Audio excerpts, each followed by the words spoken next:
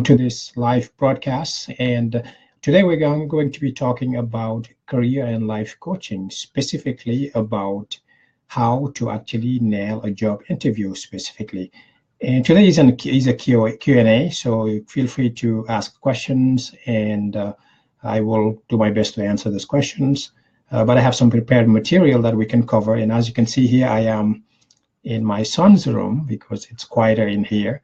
And so don't get distracted by the cats behind me there. My son is into cats a lot, so I borrowed his room for this particular broadcast. Anyway, so as I said, today we are going to be talking about job interviews in general.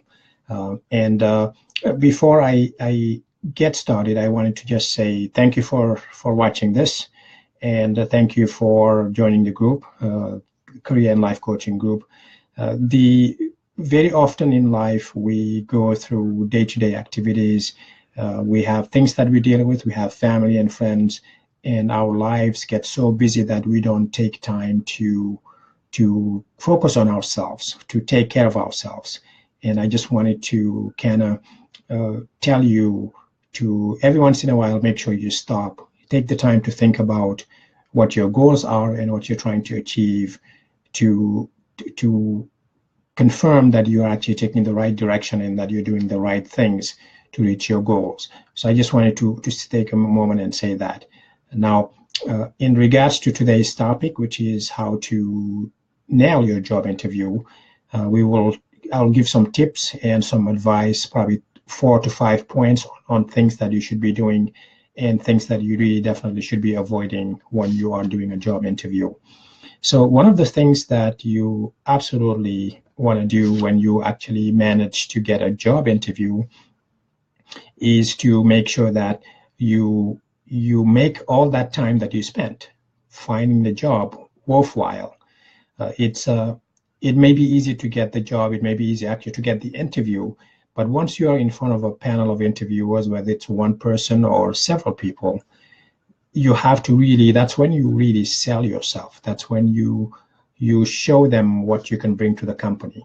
And generally, those who interview you are looking for several things. They're looking to see if you have the skills. That's one. But generally, they can tell if you have the skills by looking at your resume, right? So that's what the resume is for. So really, when people have you in for a job interview, you have a very good chance of getting the job. What they're looking to do at that point is generally just narrow down the field to one person. So you may be one of 5 people, or you may be one of 3 people or even one of 2 that they are interviewing. And really, when they get to that point, once you get to the point of getting an interview, unless they're doing 2 interviews, if they're doing 2 interviews, they are generally trying to weed out the field. Maybe they have 10 candidates and they're trying to narrow it down to 3 or to 5. But even with that first interview, even if they're doing 2 interviews, that first interview is so crucial. It's so crucial because if they are narrowing the field down, let's say you are one of the top 10 candidates and they are trying to cut it down to 3 candidates or 2, you have to nail that first interview. And some of the tips that I'm going to give today will help you exactly do that, so that when you get a second interview, you really almost have the job, unless there's another candidate that they are trying to decide. But even if you don't get the job, if you pass that first interview and you go to a second interview, even if you don't get the job, you are on their list as a top candidate. Because generally, and I can tell you this because I used to work in HR and I did some recruiting at the time. If you do go through all that work to find the right candidate, you don't want to just not give them the job. If you have one job to offer and you have 2 or 3 very good candidates, generally you want to save their names. You want to keep those names in mind so that next time you have a job opening, whether it's the same job or a job that fits your skills within the company, they will remember you and they will most likely call you or at least tell you to apply for another job. And at that point, it's generally just a formality for you to apply to the job and for them to give you the job. So those are things that you have to keep in mind when you are doing job interviews. Now let's jump right into the interview tips. Right. So when you go to an interview, one of the first things you want to make sure you do is you practice. Like anything in life, if you want to do it right, you have to practice. Now, it may sound silly, it may sound a little bit ridiculous sometimes, but practicing is the best way for you to nail down those, to actually nail down some of the intricacies and the way you answer the question and how your answers flow during the interview. When you practice some of those difficult questions, when you practice having the interview, you can actually visualize, you can sit in a room and pretend that there are 2 people or 3 people sitting in front of you and you are answering your questions. So practicing is extremely important in that it allows you to be prepared for some of the questions that they may ask you. So you don't ever want to sit there and be asked a question that you should have the answer to, and you stumble, or you give a very, very basic or very almost silly answer. So again, you went through all this work to get the interview.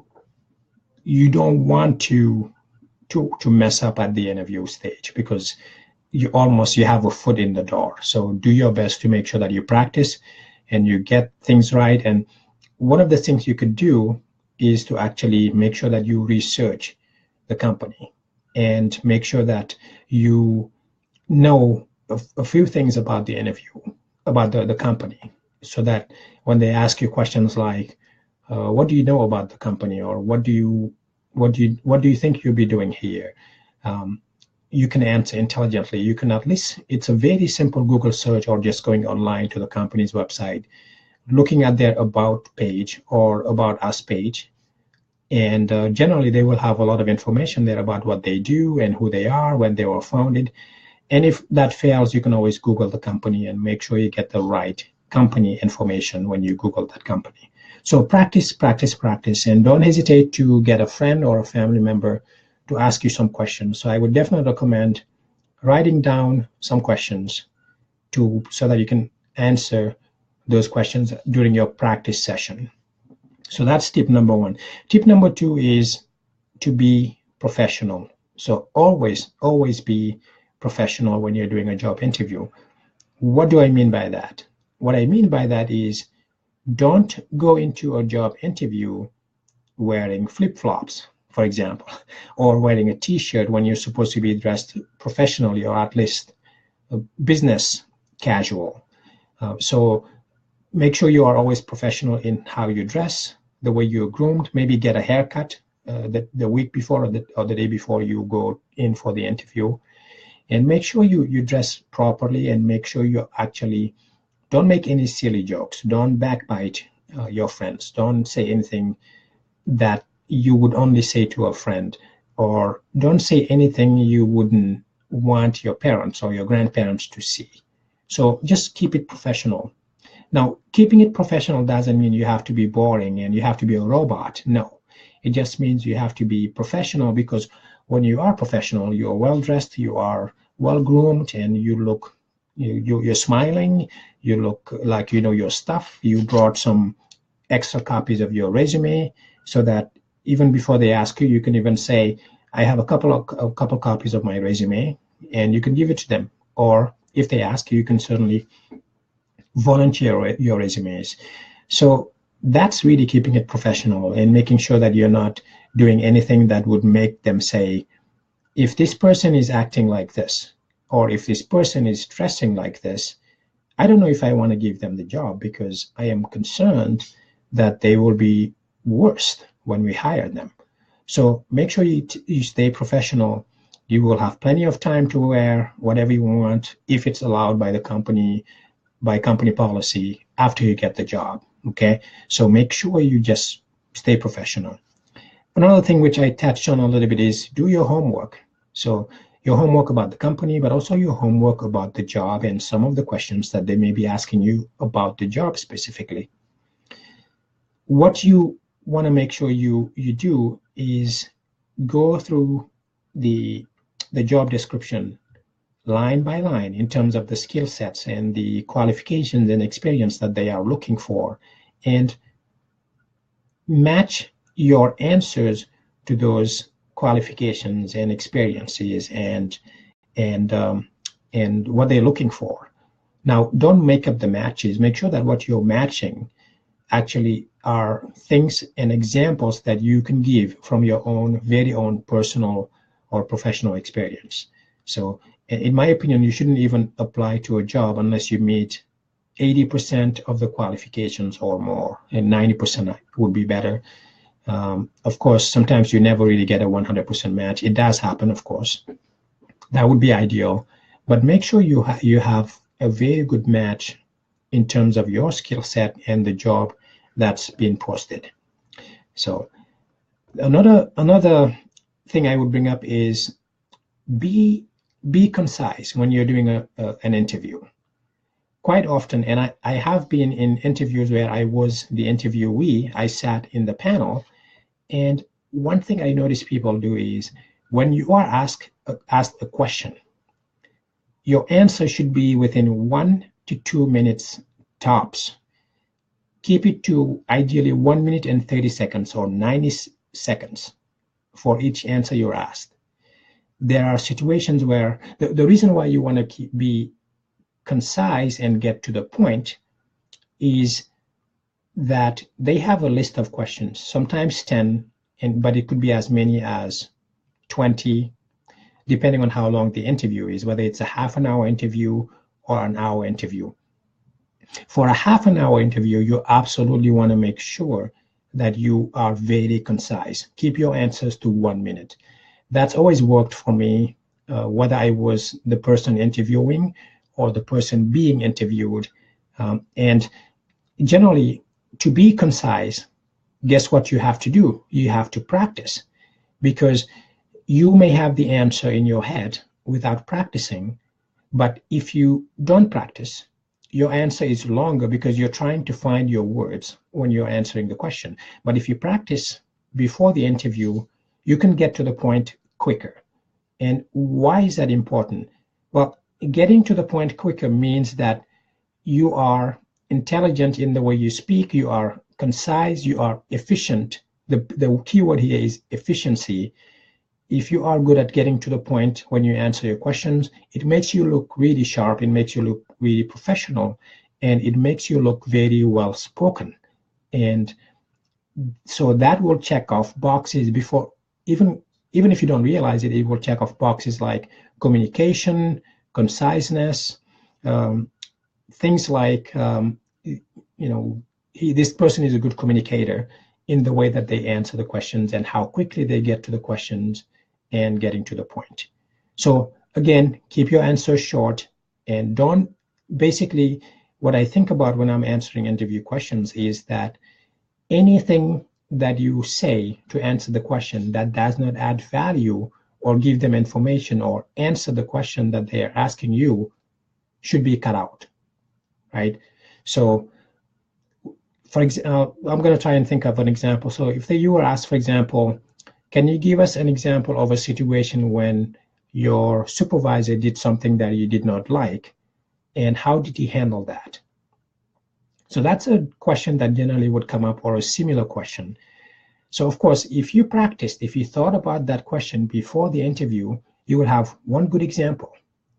So you could say something like, yeah, absolutely, thank you, thanks for the question. Yes, I do remember working with a person XYZ, and we disagreed on how we should proceed in the project, but we talked it out, and I did make sure that I voiced my opinion in terms of the fact that I disagreed. But because I am a team player, I decided to go with the decision of my supervisor, because after all, he is the decision maker and I have to do what he says. But as a professional, I want to make sure that I voiced my opinions and voiced my concerns about his decision to do X, Y, Z. Leave it at that. 20 seconds or 30 seconds tops. When you say that, that question is very loaded. you are saying a ton of things. It means when they ask you a question like that, they're looking to see if you just go with the flow, even if you are dealing with leadership or with managers. Just what they're looking for is someone who's going to question some of the decisions that are being made, to make sure that you are bringing your knowledge and experience to make sure that the decisions that are made are the correct decisions, and that you are bringing your input, your knowledge, and your experience, even if you disagree with the direction that the manager is taking a certain project. And also what it does is it shows that you are a team player. Yes, you disagreed, but you said, okay, well, let's do it. I am on board. Let's go for it. So that answers some psychological questions that show that you are a good decision maker. You voice your opinions when it matters. You are professional. You work with the team to make sure that they move forward, even if you disagree. So those kind of things are important because they help identify some of the things that they're looking for. So that's very important for you to know, to be concise and get to the point. Another point I'll give is watch your language. So your body language rather. What do I mean by that? When you are in an interview, they are listening to what you have to say. They are looking at you, they're studying you, they are analyzing everything you do and say, including how you carry yourself. Okay, so if you go to a job interview, would you ever want to do this? Of course not, because crossing your arms is a signal that you are being defensive, and it's really not professional. That, or at the very least, that you are uncomfortable. If I do this for the duration of the broadcast, I will distract you guys. You won't stop looking at my crossed arms, because this signals something. So make sure that you sit straight in good posture, and that you actually make eye contact with each and every one of the panel members who are interviewing you. And one tip that I would give that I don't know if a lot of people use is, when I am asked a question, I will make about 60% more eye contact with the person asking the question. Let's say they're sitting over here, but there are two other people, but I will occasionally scan and look at the other two, but I will shift my focus back to the person that I'm talking to. What that means is I am showing them that I'm making eye contact, I'm listening to them, but I also respect them and the other people in the room. I'm not cutting these people out by just looking at the person asking the questions. So all these things matter. This is body language, and it matters. And certainly when you first walk into the room, they are starting to judge you. So make sure you shake hands, make sure you smile, okay? Smile, it doesn't cost you anything. Shake hands, and then when you walk in with a smile and you sit down with a smile, it does something to your facial muscles, and it makes you happier to answer their questions. And that happiness kind of is infused into how you answer your questions and how excited you are about the job. And that helps a lot. So I'm actually going to stop here and see if there are any questions or comments about what I've said so far. If not, I will keep going. But at the very I want to make sure if there are any comments.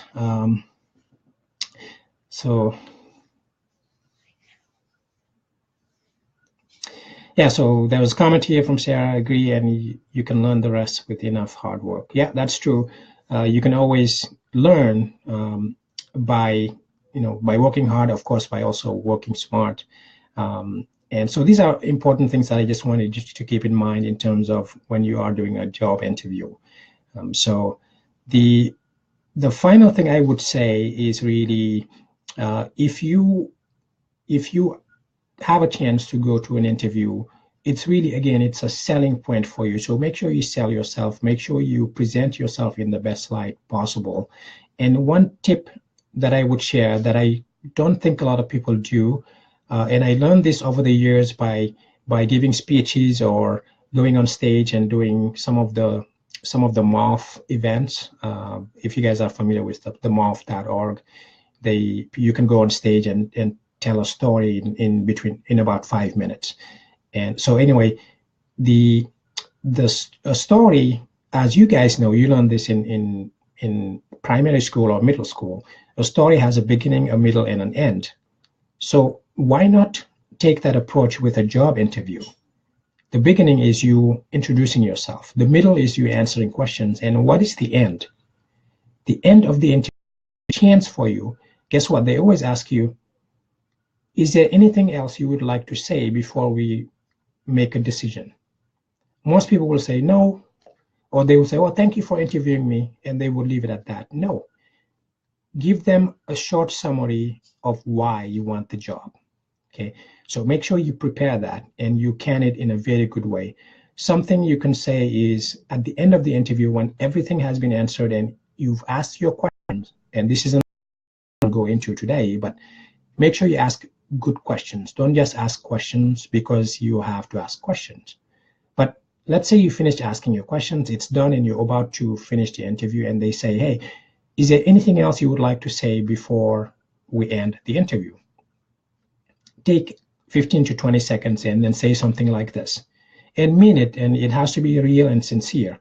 So you could say something like, thank you very much for interviewing me today. I am very glad and very excited about the opportunity to work with you today. But before I leave, I just wanted to say one thing. I know that you are seeing a lot of candidates today. And as you continue these interviews, you will be seeing more candidates. However, one thing I wanted to say is that I am I'm truly excited about this job because it matches my skills, and I truly believe that I can make a difference in your company. I am a hard worker, and I am someone who gets along with everyone, and I can guarantee you that if you hire me, you will not be disappointed. If you ask anyone of my coworkers or anyone I have worked with, they will testify that I am a person who's honest, hardworking, and who always does his best and respects people. Something like that. And then wrap it up. Okay. So I didn't do an excellent job at kind of saying that, but this is off the cuff, and I didn't rehearse it. So, but something like that that wraps up the interview. It doesn't have to be exactly what I said. It could be something as simple as, thank you for interviewing me. I'm glad to be here. I am really excited about this job because it truly matches my skills, and some of the things that I have done in my past job experiences, I truly believe that I can bring those skills to your company and be successful here. Something like that. Okay. All right. So let me see if there are any additional questions or comments, and I will try and answer those.